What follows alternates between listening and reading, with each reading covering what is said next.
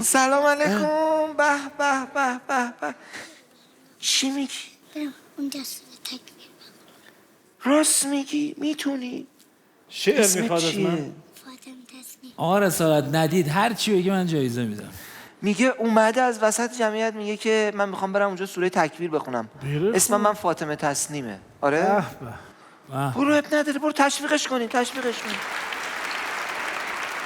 برو بابا، برو قربونت برم. چه برو بالا. حجاب خوشگلی، چه حجاب قشنگی. باری کلا از کنار میکروفون بهش بده. علی ای کوهنورد کار قربونش برم.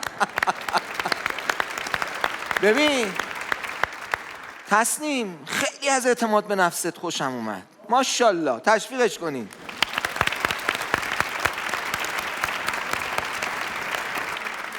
به ما نگاه کن. اینجا نه اونجا رو نگاه نکن.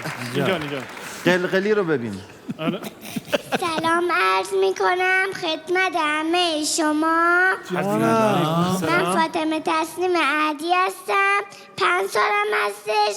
از رشت میخوام چند از تا کجا؟ دعا رشت. کنم. از کجا؟ رشت. رشت. بخونه لای میخوام قربونت. چند تا دعا کنم.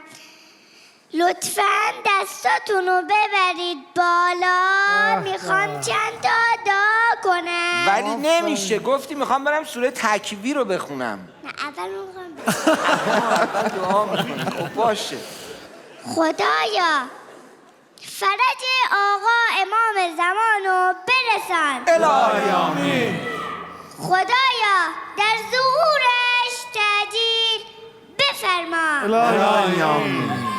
خدایا قلب آقا امام زمان رو از ما راضی و خوشنود بگردان. الهی آمین. خدایا چشمای ما را به دیدارش منوم بگردان. الهی آمین. خدایا هر کسی غمگینه ناراحته به دلش صفا بده. الهی آمین.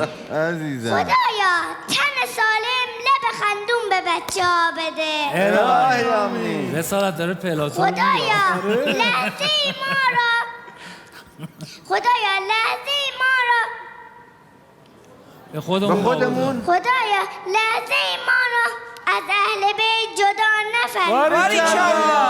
باریکلا.